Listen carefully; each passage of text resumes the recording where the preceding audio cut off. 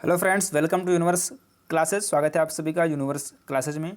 तो कैसे आप सभी? हम उम्मीद करते हैं आप शानदार होंगे और शानदार तरीके से अपनी पढ़ाई कर रहे होंगे। तो चलिए इसमें बात करेंगे हम मॉडर्न हिस्ट्री के प्रश्नों की, जो कि होगा यूरोपियों के आगमन से संबंधित इसमें क्वेश्चन होंगे, जो कि हम लोग इसमें पार्ट 1 डिस्कस कर चुके हैं। यदि आपने उसको नहीं देखा है तो डिस्क्रिप्शन में आपको लिंक मिल जाएगा, वहाँ से आप अपना पार्ट 1 कंप्लीट कर सकते हैं।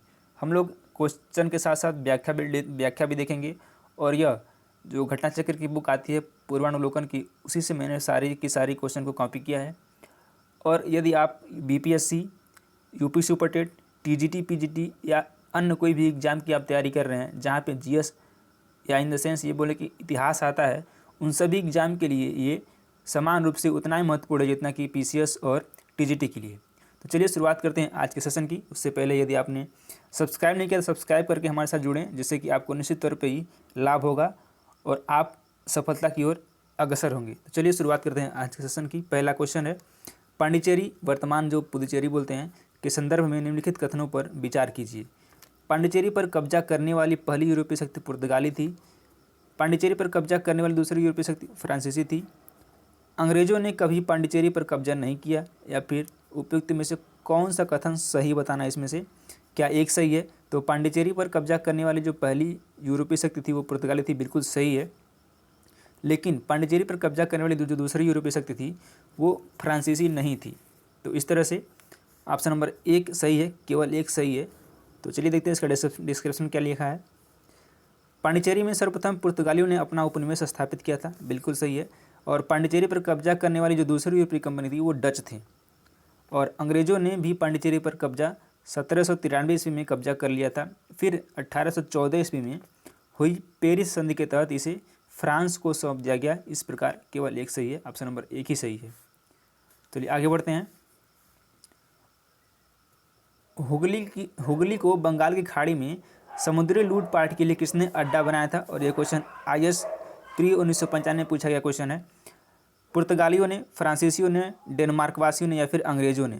तो किसने बनाया था? ये बनाया था पुर्तगालियों ने, ऑप्शन नंबर 1 करेक्ट है। और पुर्तगालियों द्वारा हुगली को बंगाल की खाड़ी में समुद्री लूटपाट के लिए अड्डे के रूप में इस्तेमाल किया था। किसके लिए में? अड्डे के रूप में इस्तेमाल किया गया था।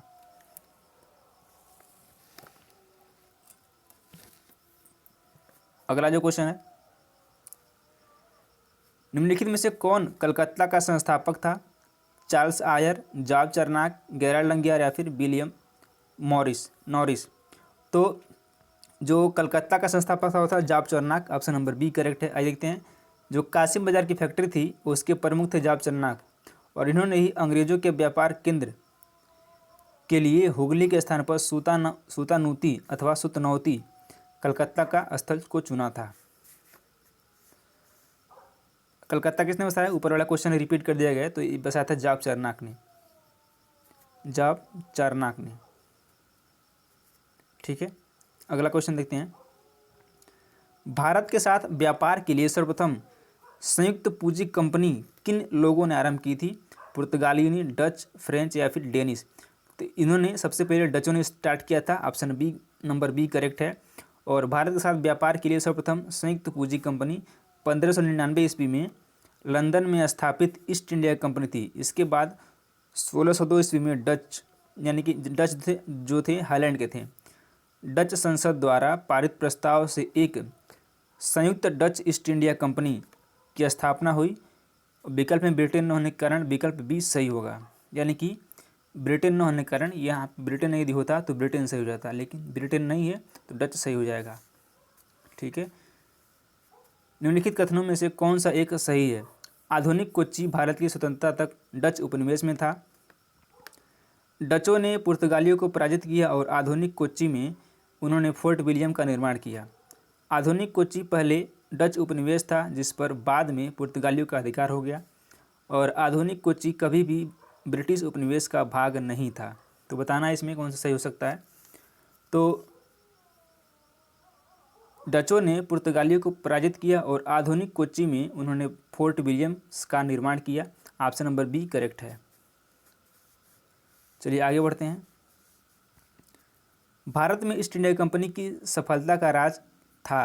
तो भारत में जो ईस्ट इंडिया कंपनी थी उसकी सफलता का राज क्या था?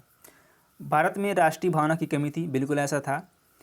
कंपनी की सेना को पश्चिमी प्रशिक्षण मिला था तथा उसके पास आधुनिक हथियार थे। ये भी बिल्कुल ये भी सही है, क्योंकि उस टाइम जो हमारे यहाँ के जो सेनापति थे, सेना थी, उसके पास उस तरह का प्रशिक्षण नहीं था, या फिर उसके साथ साथ उन लोगों के पास उस तरह के हथियार भी नहीं थे जिस तरह के ईस्ट इंडिया कंपनी के थी सैनिकों के पास थी। भारतीय सैनिकों ने राष्ट्रीय भावना का अभाव था, जिसके फलस्वरूप कोई जो उन्हें अच्छा वेतन दे अपनी सेवा में लगा सकता था।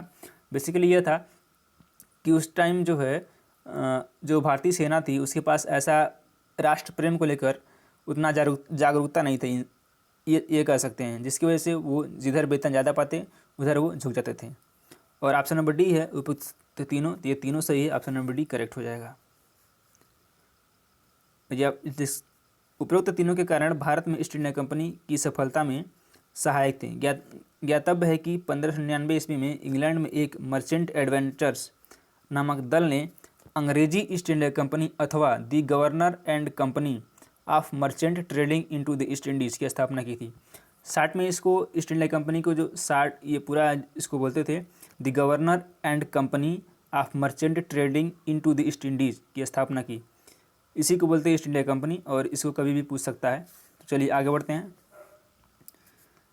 निम्नलिखित ब्रिटिश कंपनियों में से किसे भारत में व्यापार करने का पहला अधिकार पत्र प्राप्त हुआ था? Levant company, East India company, the English company trading to East Indies, या फिर ओस्टेंड कंपनी।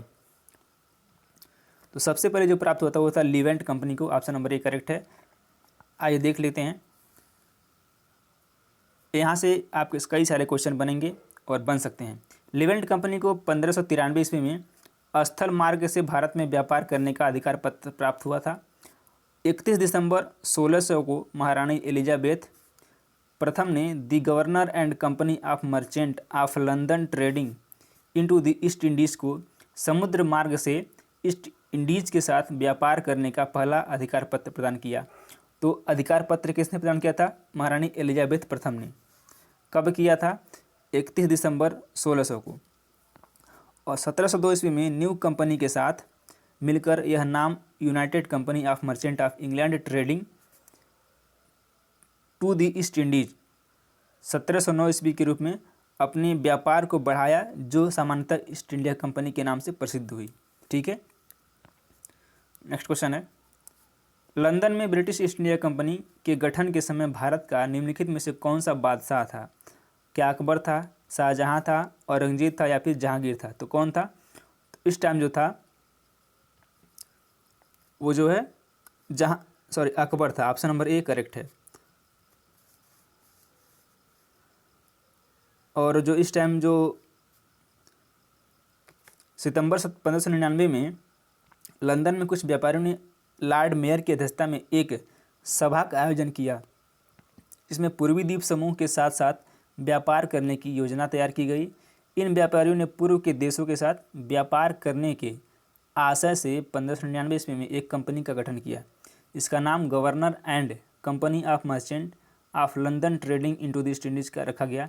इस दौरान भारत का बादशाह 1556 से 1605 यानी कि अकबर थे। अकबर 1556 से 1605 के बीच में बादशाह अकबर थी, और ये इनका शासनकाल भी है। चलिए आगे बढ़ते हैं।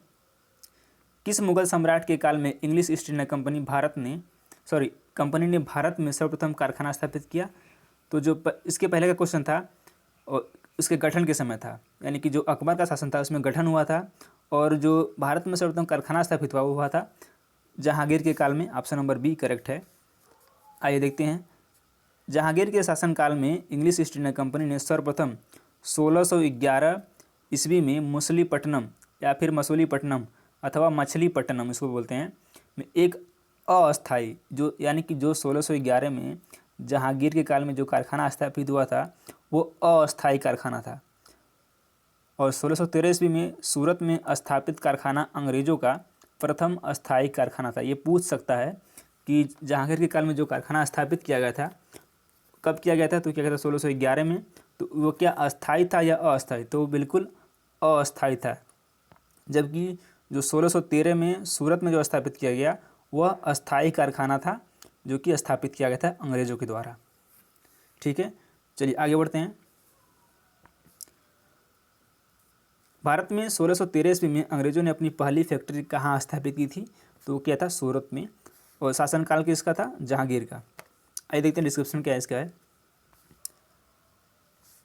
कैप्टन विलियम हॉकिंग सूरत से मुगल दरबार 1608 ईस्वी में पहुंचा, किंतु सूरत में फैक्ट्री की स्थापना की अनुमति पाने में सफल नहीं हो सका और 1611 ईस्वी में पुर्तगालियों के विरोध के बावजूद कैप्टन मिडल्टन सूरत के समीप स्वाली पहुंचा और मुगल गवर्नर से वहां व्यापार करने की अनुमति पाने में सफल हो गया। ठीक है। कैप्टन थॉमस बेस्ट दास सूरत के बंदरगाह की विजय ने पुर्तगाली एकाधिकार की निरंतरता को भंग कर दिया तथा तदुपरांत अंग्रेजों ने सूरत में 1613 ईस्वी में अस्थायी रूप से एक फैक्ट्री स्थापित की। यहाँ से अंग्रेजों ने अपने व्यापार को देश के दूसरे भागों में फैलाया तथा शीघ्र ही अहमदाबाद, बुरहानपुर, अजमेर तथा आगरा में सहयोगी फैक्ट्रियाँ स्थापित कर ली। ठीक है, ये ध्यान रखेंगे आप। ईस्ट इंडिया कंपनी की प्रथम फैक्ट्री स्थापित की गई थी पुणे में, गोवा में, पांडिचेरी में, फिर सूरत में। तो की गई थी, कब की गई थी? सूरत में। हमने ये क्वेश्चन पहले डिस्कस कर चुका हूँ। ईस्ट इंडिया कंपनी की प्रथम फैक्ट्री, ये 2 बार लग रहा आ गया। नेक्स्ट क्वेश्चन देखते हैं। निम्नलिखित में से किस अंग्रेज अधिकारी ने पुर्तगालियों को स्वाली के स्थान पर हराया था? तो किसने हराया था? यह हराया था थॉमस बेस्ट ने। Option number B is correct answer. निम्नलिखित यूरोपीय व्यापारिक कंपनियों में से किसने सूरत में सर्वप्रथम अपना कारखाना स्थापित किया गया था? तो किसने किया था? यह किया था अंग्रेजों ने। Option number B is correct answer. यूरोपीय व्यापारिक कंपनियों ने ब्रिटिश ईस्ट इंडिया कंपनी ने सर्वप्रथम सूरत में फैक्ट्री स्थापित की थी, 1613 में की थी और काल किसका था? जहांगीर का था। तो दोस्तों ये रहे लगभग 15 क्वेश्चन जो कि आपके आने वाले एग्जाम के लिए इंपॉर्टेंट हैं और हम उम्मीद करते हैं कि आपको ये वीडियो पसंद आएगा। वीडियो पसंद है वीडियो को लाइक करें, चैनल को सब्सक्राइब जरूर करें। यदि आपको इसकी PDF चाहिए तो टेलीग्राम ज्वाइन करें, जहाँ से आप इसको प्राप्त कर सकते हैं और यह सेशन रोज़ सुबह 7 बजे होगा। तो धन्यवाद, मिलते हैं कल, तब तक के लिए नमस्कार, जय हिंद। पढ़ते रहें, मुस्कुराते रहें, हंसते रहें। जय हिंद, जय भारत।